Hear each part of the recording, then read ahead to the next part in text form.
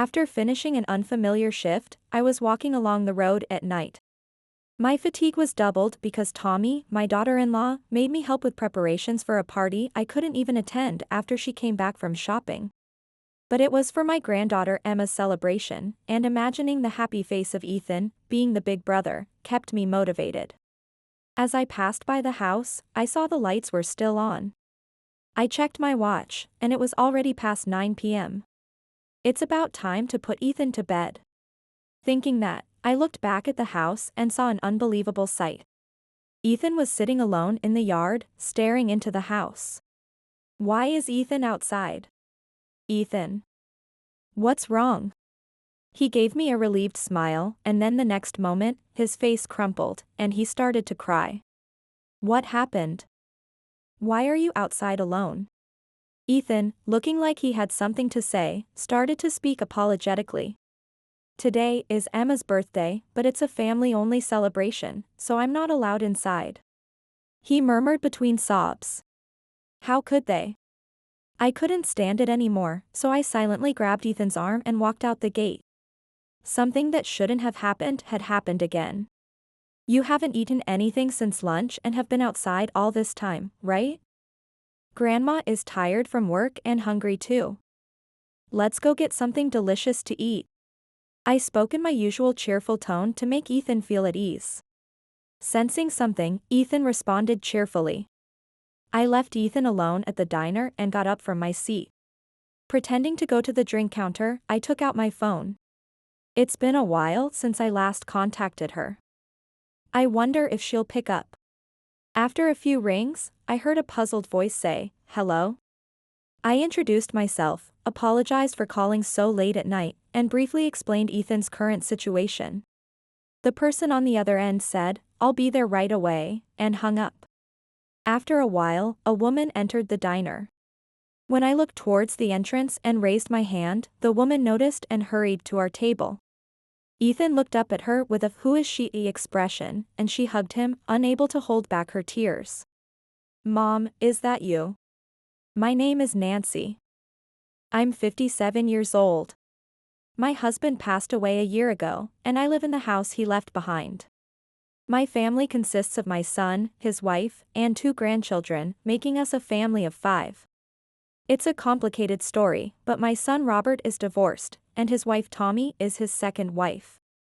My older grandson, Ethan, is from Robert's previous marriage and is not biologically related to Tommy and his younger sister, Emma. Robert was cheated on by his previous wife and came back to this house with Ethan 3 years ago. At that time, Ethan, not used to this house, was emotionally unstable and kept looking for his mother. He was only 2 years old. Seeing Ethan like that, I took great care of him. The following year, Robert brought over someone. Mom, I've decided to remarry her. I was surprised by this sudden announcement. I thought he was busy with work and that's why he wasn't home much, but it was because of this. Even though his own son was emotionally unstable, Robert was neglecting Ethan and was out having fun. I was so shocked at my own son that I couldn't say anything. Also, she's pregnant. I was shocked even more. I know this might be sudden and surprising, but I hope you'll welcome me into the family.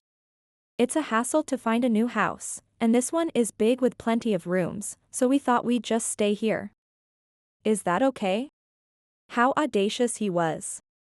But knowing she was pregnant, how could I have kicked them out? And so, life with my son, his new wife, and my grandchildren began. I don't know how Robert's previous wife was because they didn't live with me, but Tommy didn't do much housework. I saw her getting along with Ethan, so she probably wasn't a bad person. But she used her pregnancy as an excuse to leave all the housework to me. Honestly, I was working part-time, so I asked if she could at least help a little, but I'm having terrible morning sickness. My stomach feels tight and it hurts. She would come up with various excuses like that. When she said that, I couldn't push her too hard.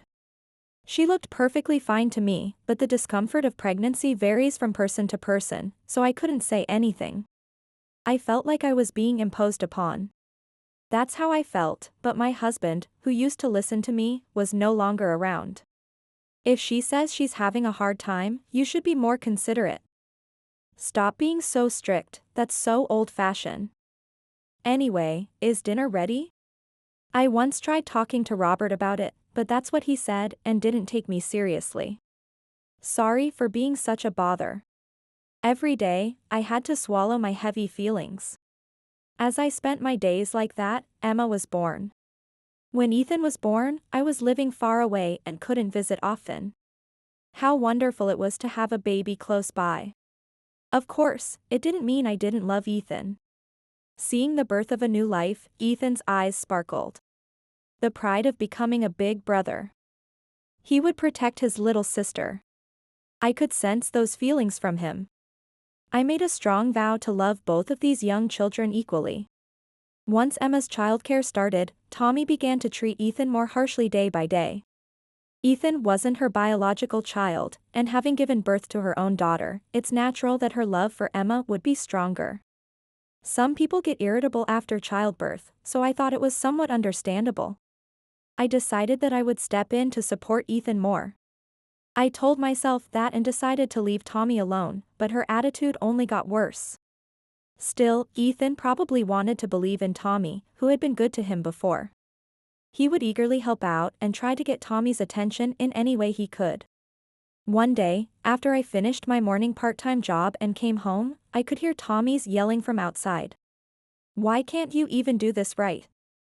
You've just made more work for me." It seemed like she was scolding Ethan.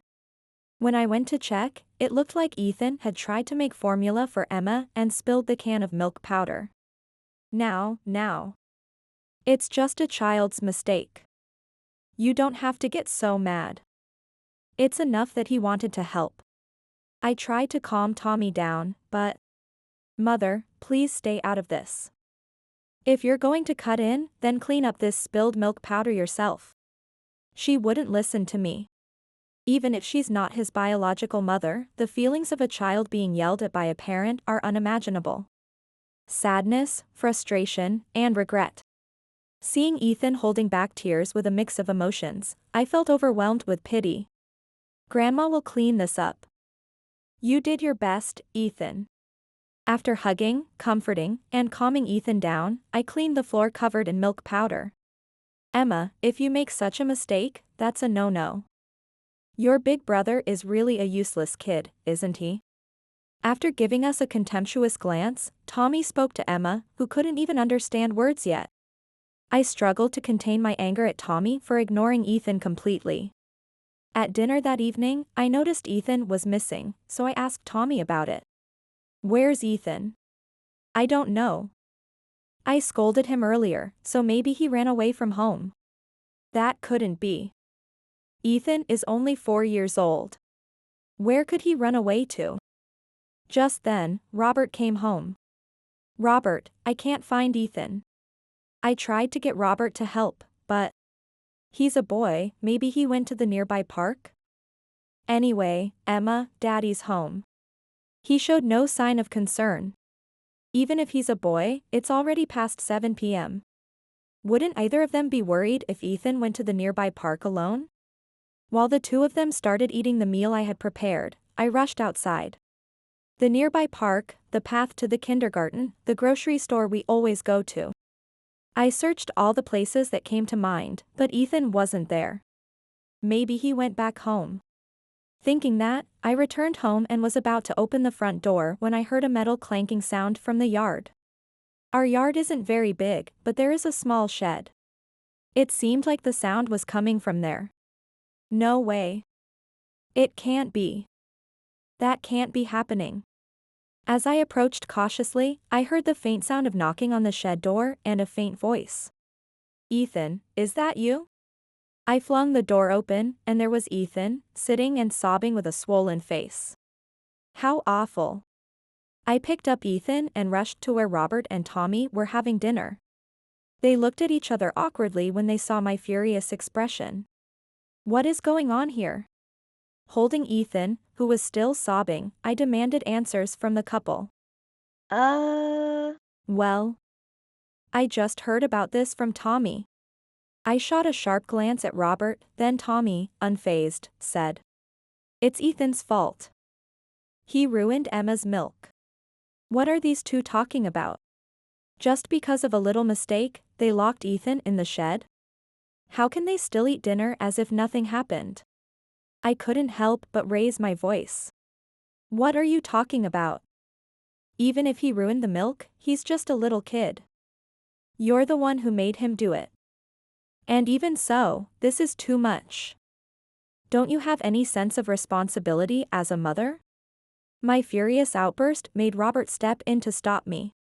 Well, Mom, let's calm down a bit. Tommy is tired and frustrated from taking care of Emma. Let's just let this slide this time. If you knew about this, you're just as guilty. Locking a 4-year-old in such a small, dark place. I couldn't even finish my sentence. I did tell her it was too much and tried to stop her. It seemed that Robert was trying to put all the blame on Tommy. Tommy glared at Robert. Instead of trying to stop her, you should have let Ethan out first.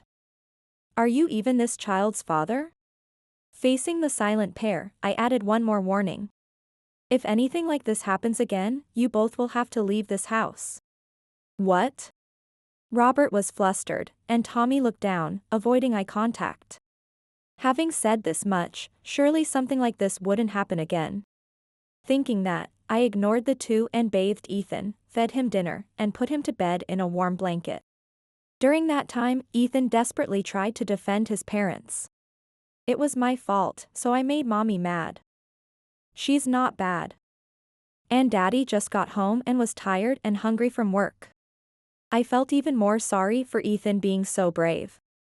And I decided to keep a close watch on Robert and Tommy's actions. In the end, neither of them apologized, but more importantly, I was extremely worried about Ethan's well-being.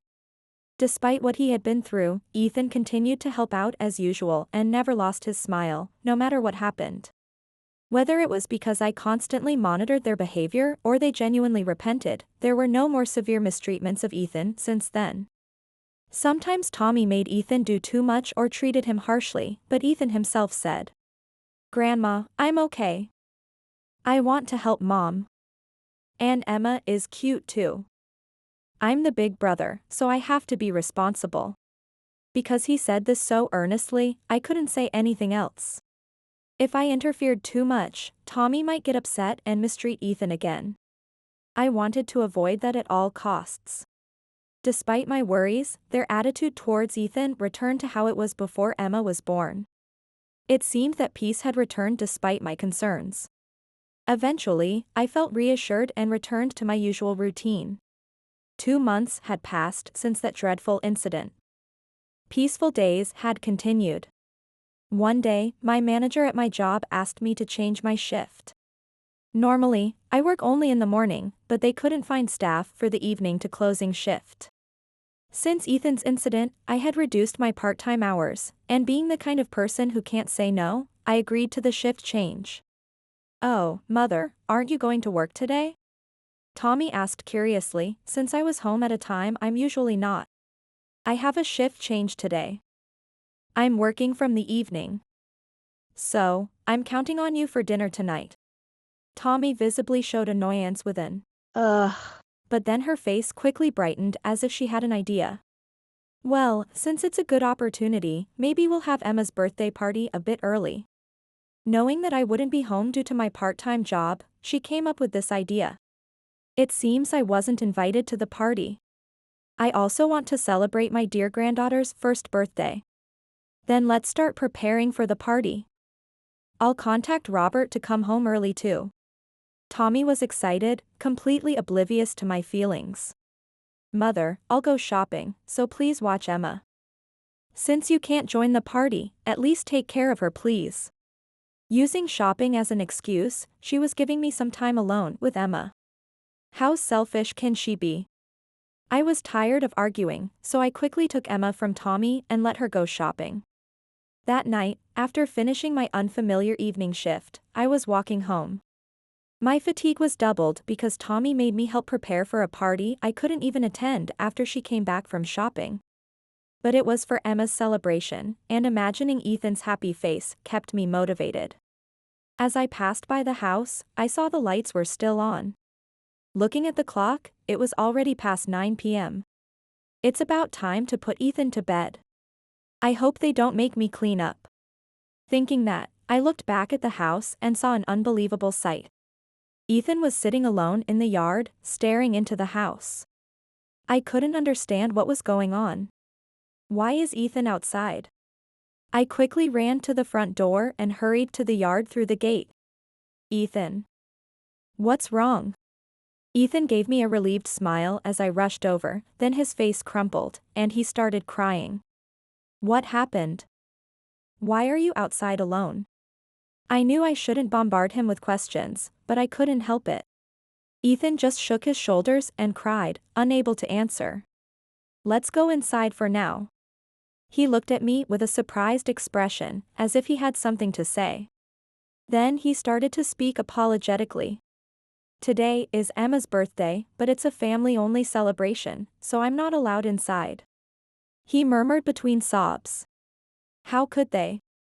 I couldn't stand it any longer, so I silently grabbed Ethan's arm and walked out the gate. Something that shouldn't have happened had happened again. What's wrong, Grandma? Are you mad? Where are we going? Ethan's anxious voice brought me back to reality. You've been outside all day without eating anything, right? Grandma is tired from work and hungry too. Let's go get something delicious to eat. I spoke in my usual cheerful tone to make Ethan feel at ease. Sensing something, Ethan responded cheerfully. I worried that people might judge us for bringing a child to a diner at night, but none of the customers or even the staff seemed to pay us any attention. I left Ethan alone at the table and got up. I'll get some juice. Pretending to go to the drink counter, I took out my phone. It's been a while since I last contacted her, so I wonder if she'll pick up. After a few rings, I heard a puzzled voice say, "Hello?" I introduced myself and apologized for calling so late at night. Then, I briefly explained Ethan's current situation. The person on the other end said, "I'll be there right away," and hung up. When I returned to the table, Ethan was eating the fries we ordered. You were kind of late, huh? He looked at me anxiously while sipping the soda I placed on the table. I was just trying to decide what you might like to drink. I made an excuse, but Ethan quickly changed his expression. I love soda. He cheerfully slurped it down. He's only 5 years old. Even though he came to a diner at this hour, he didn't get excited. He quietly waited alone, even worrying about the adults' expressions. Why does such a good child have to go through this? I was so frustrated, I could only watch as Ethan munched on his fries. After finishing his fries, Ethan seemed a bit restless. What do you think? Should we order a hamburger too? I suggested. We should probably go home soon, or we might get in trouble. Ethan's expression was tense. Even though he said that, we couldn't go home yet. I wondered how to explain it to Ethan. Just then, a woman entered the diner. I looked toward the entrance and waved at her. The woman noticed us and hurried over to the table. Ethan looked up at her with a "who is she" expression. The woman couldn't hold back her tears and hugged Ethan. The person I had called earlier was Ethan's biological mother, Jessica. Mom, is that you? Ethan seemed to recognize her. Robert divorced Jessica 3 years ago when Ethan was 2 years old. Still, Ethan remembered his real mother. He had longed for his mother when he first came to our home. And Jessica had never forgotten about Ethan, not even for a moment. I waited for the two of them to calm down from their tears, then I told Jessica about everything that had happened. How Tommy had been harsh with Ethan. How he spilled the formula and got locked in the shed. And today, during Emma's birthday party, he was kicked out because he was not family. I'm sorry, I should have watched over him more carefully. No, Mother. I mean, Nancy, you don't have to apologize. You've been protecting Ethan all this time, and today you even reached out and called me. Robert had told me they divorced because Jessica had an affair, so I hesitated to call her here, but things didn't seem to match that image. Jessica, you are Ethan's real mother. I called you out of a simple thought, but I hope it wasn't an inconvenience. Do you have a new partner or family? I asked hesitantly. Jessica raised her voice. I don't have anyone like that. I just wanted Ethan. What does she mean? When I told her the divorce story Robert had told me, Jessica, now pale, began to speak. Actually, it was Robert and that woman who were having an affair. Jessica looked sadly at the face of the exhausted, sleeping Ethan and told me the truth. Robert and Tommy had started their relationship around the time Ethan was born. Then suddenly, a man claiming to be a lawyer appeared before Jessica. The man claiming to be a lawyer brought papers accusing Jessica of infidelity and neglecting Ethan, and discussed divorce, alimony, and child support with her. Jessica, who had no idea about these accusations, had no one to turn to. She lost her parents early and was all alone in the world. After marrying Robert, she seemed to have grown distant from her friends. Being a stay-at-home mom devoted to baby Ethan, her interactions with neighbors were limited to greetings. In such a thin network of relationships, it was hard for her to gather evidence proving her innocence. I felt dizzy. You could have relied on me. But at the time, I was so shocked by Robert's betrayal. I even doubted you, Nancy. Jessica confessed apologetically. I felt ashamed of what my son had done and regretted not keeping in closer contact with Jessica back then. I hated myself. I'm truly sorry. And now, are you paying child support? Yes. I had some money left by my parents. And I was able to get back to the job I had before I got married. I've been managing to pay it consistently for Ethan's sake. I couldn't listen any longer. Unaware of all this, I had been living comfortably with that couple. I don't know how to apologize enough. It's okay. You didn't do anything wrong, Nancy. And finally seeing Ethan, that alone made paying child support worth it. Jessica's expression was calm as she said this. By the way, Robert has custody of Ethan, but haven't you seen him? I brought up what had been bothering me. As expected, Jessica's face darkened. I haven't met Ethan since the divorce was finalized. Not even once. She answered in a faint voice. How could this be? I couldn't hold back my emotions any longer. Jessica. I've made up my mind. Ethan's parents aren't those two, it's you. I won't let them take him away from you anymore. Jessica looked at me with a surprised expression. Then, as if strongly agreeing with my decision, she nodded firmly. Actually, it's not like I haven't been doing anything. Jessica explained that she had already hired a lawyer and was moving to claim back the unjustly demanded child support and seek compensation from Robert and Tommy. According to the lawyer Jessica hired, the lawyer that Robert and Tommy brought in was actually just a friend, not a real lawyer. Let me help you too. For Ethan's sake. And so, in the middle of the night at the diner, Jessica and I teamed up. For the next 3 months, I went on with my daily life as if nothing was wrong. Of course, I was very careful to ensure that Ethan wasn't harmed. One day, Jessica and her lawyer came to our house. Robert and Tommy were shocked and flustered, but I calmed them down and made them sit. What is the purpose of your visit today? Tommy put on a brave face while Robert, beside her, was looking anxious. We've come today to discuss claiming compensation from you and Robert, and to talk about transferring custody of Ethan to us. Jessica, not to be outdone, responded calmly. Compensation? Isn't that about you? I've heard everything from Robert. Tommy said, mocking the ex-wife. Of course you did. You were Robert's affair partner. What nonsense. I met Robert after he divorced you. Robert just listened silently to the exchange between his ex-wife and current wife. Now, both of you. Let's first hear from the lawyer here. Though I knew everything, I pretended not to and gently guided the conversation towards Jessica's turn. First, please take a look at these documents. The lawyer spread out the report prepared by the fake lawyer that Tommy and Robert had arranged. This is the report given by Robert's lawyer at the time of his divorce from Jessica. How could something from so long ago be evidence of anything? Tommy was clearly flustered. So what about it? I had a legitimate lawyer. Just as Robert tried to defend Tommy, Jessica's lawyer spoke over him. Is that really a lawyer? Which firm are they affiliated with?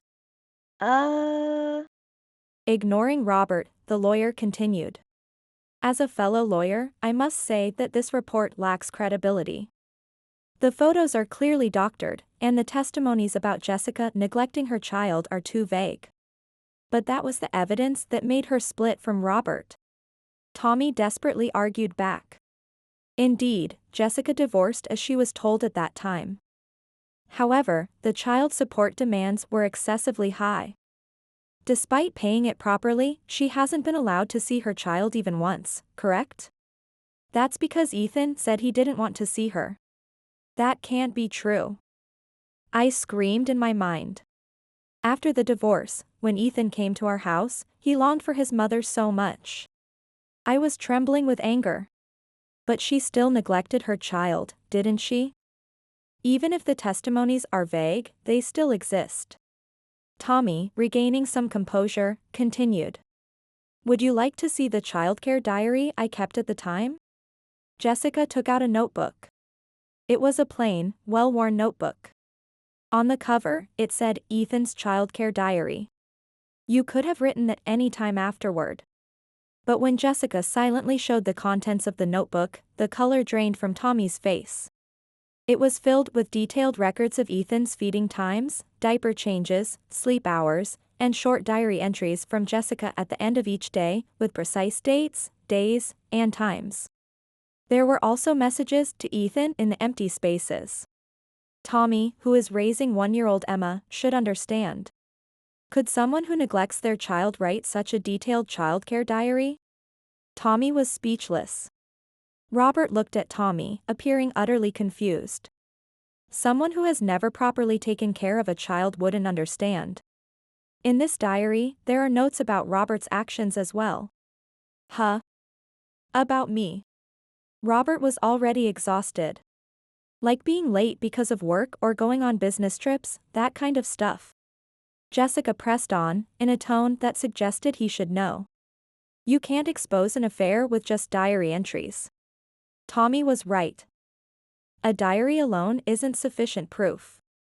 That's where the hard work came in. Tommy looked at Jessica with a triumphant expression, but then suddenly seemed to remember something and became flustered. I kept Robert's credit card statements. They were stuck in my account book after the divorce. Neither Tommy nor Robert seemed willing to argue. On the day Robert said he was on a business trip and didn't come home, the credit card statement shows a charge from Resort Hotel. Ignoring the silent pair, Jessica continued smoothly.